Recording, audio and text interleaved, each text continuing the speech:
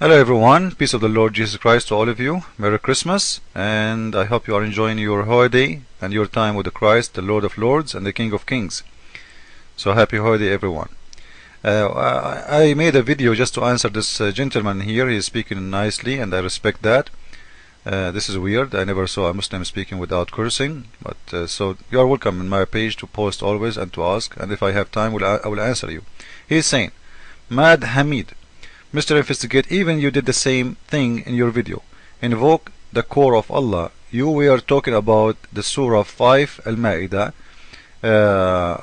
table spread 501, which was actually continuing of 599, 5100, 5102, 5103, etc. So he's telling us that you are doing the same as Muslims when they post for you the verse from Luke. If you remember in this video, we are answering about Luke, that the Muslims, they are taking the verse out of context, and I did the same. Okay, I will go and I will show you I did not do the same. The reason, the verse we are reading from Luke, sir, it is a teaching of purple, which means Jesus, he never killed. Jesus, he never himself kill anyone. And he never ordered the killing of anyone. But in the whole stories of Quran, it's about things happened for real with Muhammad, especially when it's come to Muhammad. And you have to agree with that, right?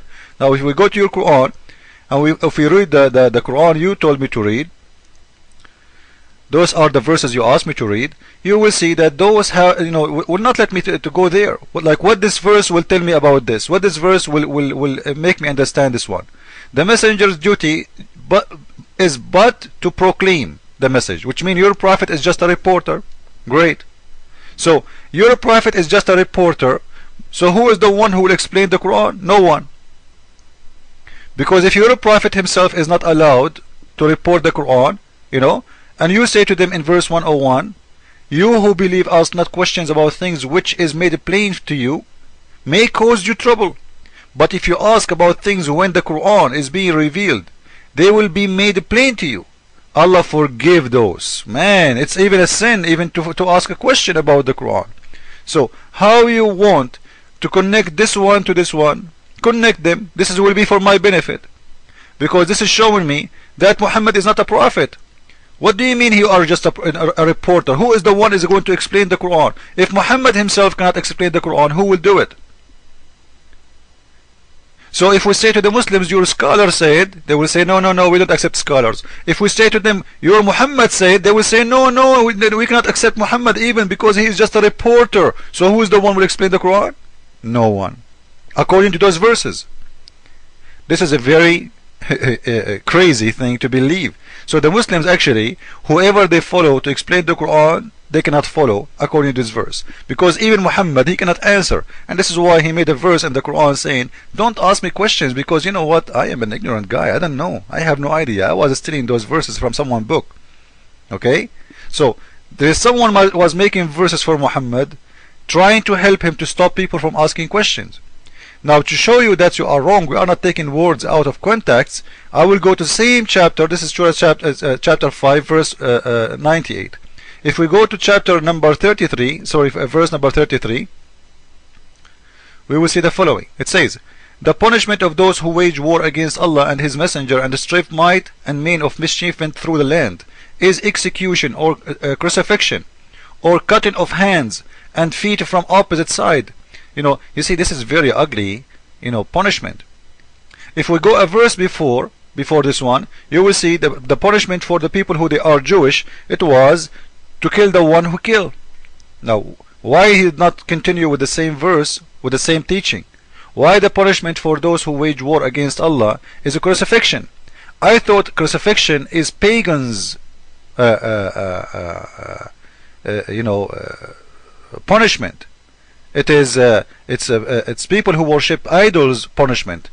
Why Allah is taking punishment from the pagans and putting it in His book? So even this one punishment is taking it from others. He is approving it, he is accepting it, and for the first time in the history of all the prophets of God, he is practicing it. Because if in case you don't know, the Roman who was practicing the crucifixion. So why your prophet he approved the Roman crucifixion?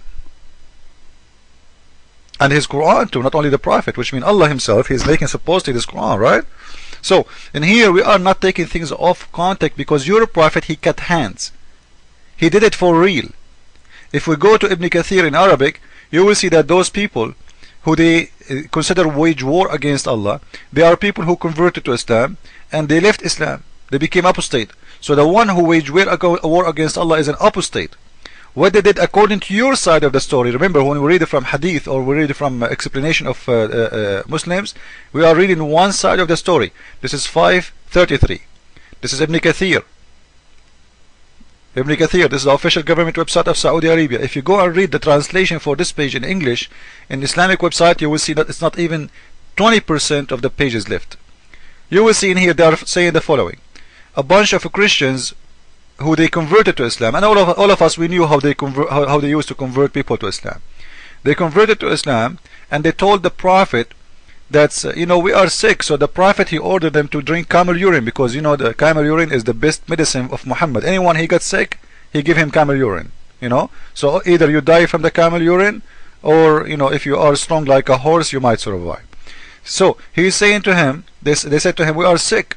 So he ordered them to drink camel urine, and he told them, go with our animal, the guy who take care of the animals, go with him and drink from the camel urine. Maybe you will get better. Supposedly they are Muslims, right? But this is very clear that those people, they made an excuse to go out from under the control of Muhammad, so they can go and run. Muhammad, he forced them to Islam. This is why when they left, what they did, when they are away, they killed the guy who take care of the animals, and they scared all the animals, which means they did not steal them. You see in here it says وَطَّرَدُوا, وَطَّرَدُوا al-ibil, which means they scared them and they make them run. They did not steal one animal. So what the punishment was for those?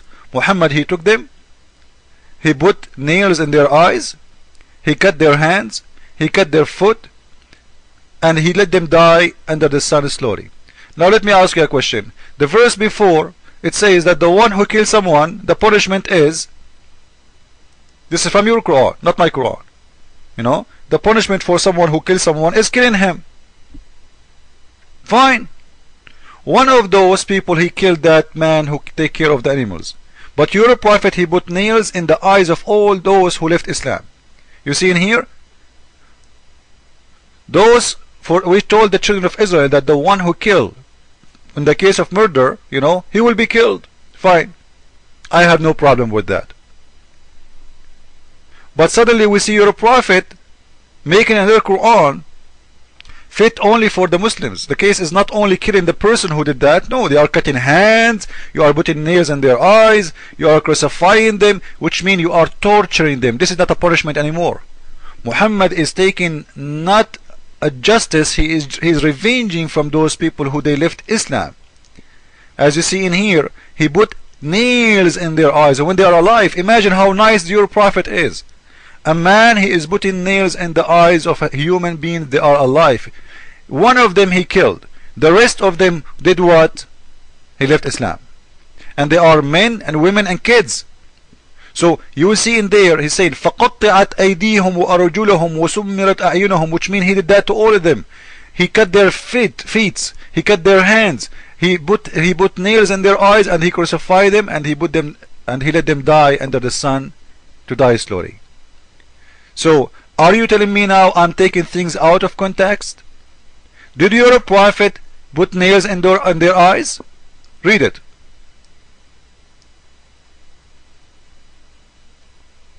Is that how Prophet of God he do? So when we say that your Prophet is a criminal, he is. Those people, because they left Islam, he decided to revenge, he decided to kill them. And you will see in here something very funny, by the way. He is practicing crucifixion, which is a pagan rule, pagan law. And before I finish, in here you will see that the crucifixion, according to Islam, Muhammad he stole it, and his Quran stole it from the Pharaoh. So how you explain to me that the God of Islam is taking the law of the Pharaoh, who said to everyone, you don't agree with me, I will crucify you, and he is the one who made this law. And your prophet, he take the law from Pharaoh? Is Pharaoh Allah? Because we suddenly now we saw that verse is exist in the Quran in different verse as Allah he will crucify people, but we see that Pharaoh exists long time before the Quran, and he is the one in here according to your verse. This is Surah 26 verse 49. Pharaoh is the one who said he will crucify people. This is his punishment, this is his creation, and the Roman they learned from him supposedly. So how you explain to me such a thing like this? Allah is copying it from the Pharaoh. Maybe your God Allah is Pharaoh and we don't know. Merry Christmas everyone. I hope you are enjoying your time. Jesus is Lord, Islam is false, and for fool, Ameen. See ya.